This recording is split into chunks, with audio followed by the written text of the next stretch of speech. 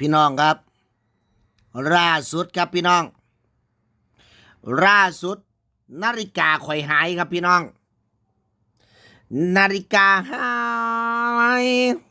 เหลือแต่ไฟแช็กสงสัยหมาคาบไปแดกพี่น้องเหลือแต่ไฟแช็กสงสัยหมาคาบไปแดกพี่น้องนะครับนะหมาบางตัวมันอิจฉาข่อยพี่น้องว่าข่อยมีนาฬิกาใส่หรูใส่ดีมันก็เลยมาเอานาฬิกาข่อยไปเสี่ยงหรือเปล่าหรือว่าเอาไปทั้งไหนแล้วล่าสุดข่อยหานาฬิกาข่อยบ่พอครับพี่น้องได้ดีใจบ่กี่ชั่วโมงนาฬิกาข่อยเนี่ยได้ดีใจไม่กี่ชั่วโมงอยู่ดีๆหานาฬิกาบ่พอเอาว่าสันดอกนาฬิกาข่อยคือจังเป็นจังสีคือจังมาหายเนาะสงสัยหมาพวกหมาเขียวซวกหมาเขียวเยินๆน่ะมั้งเนี่ยมันคาบไปไหมพี่น้องสงสัยนะไอ้พวกมูนี่มันเป็นจังใดวะบอกแล้วว่าตัวใดเนาะไอ้ฟู่บ่อะปอบ่มีเงินบ่หรือว่าอีป้าถุงทองมีติมาร้อยคาบนาฬิกาพ่อที่ลูก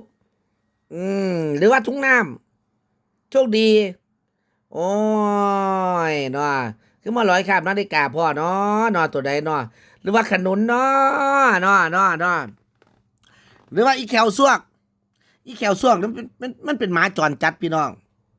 บ้านซองบ่กลับพี่น้องอาศัยบ้านผู้นั้นผู้นี้อยู่ที่นะหมาจรจัดอาศัยบ้านผู้นั้นผู้นี้อยู่แล้วก็ทำตัวกลางนะแล้วก็มาอีเขียวซวกนี่หมาอีเขียวซวกนี่พี่น้อง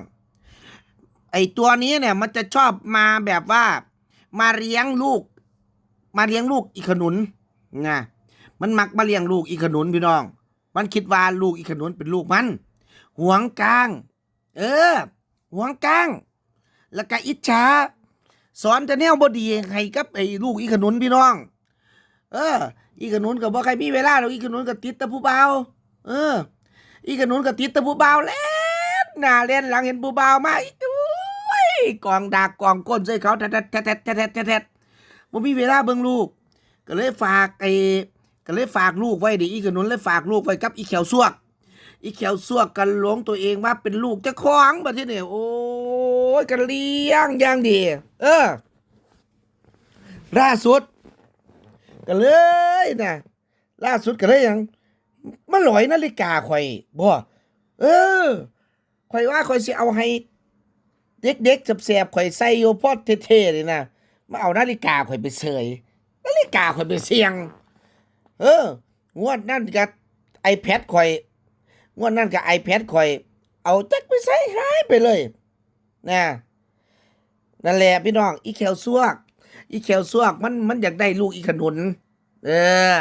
มันคิดว่าลูกอีขนุนเนี่ยเป็นอันนี้ลูกอีขนุนเนี่ยเป็นลูกมันเพราะอีขนุนก็ติดบ่าวโอ้ยเกี่ยวโกะก็ยังอีขนุนนะพี่น้องนั่นแหละแล้วพ่ออีขนุนเนี่ย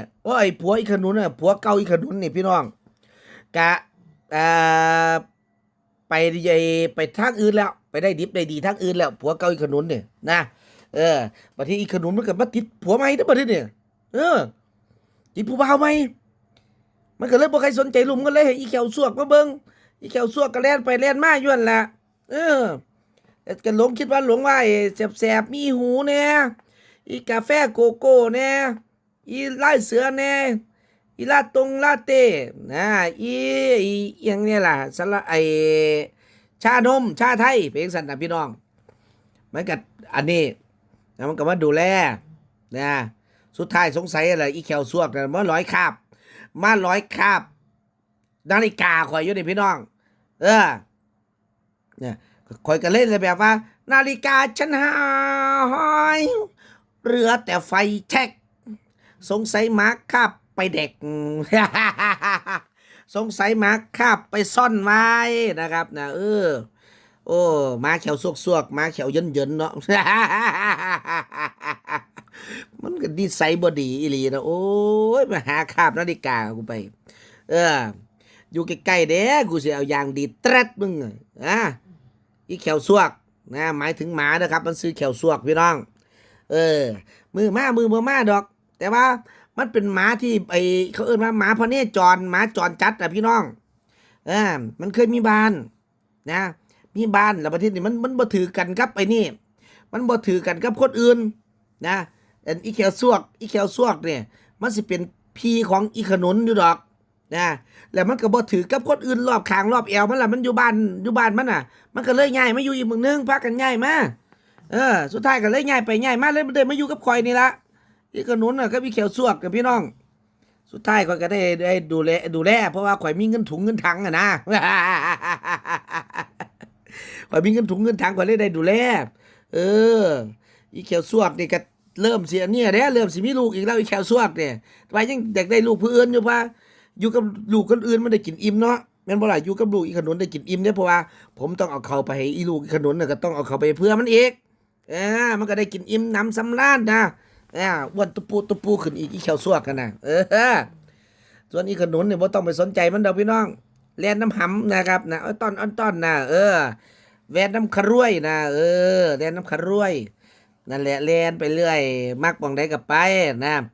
ล่าสุดก็จับเห็ดมันแล้วสงสัยมันสิหลุดมาพูดให้มันก็เลย นะคันมันหลุดมาเนี่ยมึงยากเติบแล้วประเทศเนี่ยลูกเก่าก็ยากผู้อื่นลูกใหม่ก็สิยากผู้อื่นอีกแล้วมาได้แม่นเนี่ยนะหูจักตะเซิงหูจักตะสีออกมาที่ขนุนน่ะบ่หูจักเลี้ยงลูกว่าเป็นนั่นแหละอีแขวซวกคือกันอีแขวซวกก็บ่ฮู้จักหยังฮู้จักแต่แบบว่าอิจฉาเขาไปทั่วแหละอีแขวซวกกันน่ะมื้อนึงก็ตีหน้าเศร้าเร่าความเท็จแหละเวลาถือข่อยให้นะพี่น้องนั่นแหละล่าสุดก็ร้อยนาฬิกาข่อยไปแล้วเรียบร้อยแล้วจะเอาไปเสี่ยงไว้ไสนะไอ้แขวซวกกันน่ะอีหมาแขวซวกกันน่ะพี่น้องนาฬิกาฉันหายเหลือแต่ไฟแช็กกันแหละสงสัยหมาเขี้ยวซวกคาบไปแดกนะพี่น้องแล้วก็ปล่อยมันรอดมันสิเป็นตั้งแต่กระซามันเถอะ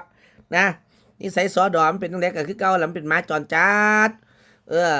มันไปทั้งไหนมันก็ไปบ่มีราคาสกุลรุ่นชาติบ่มีดอกพวกพวกนี้นะ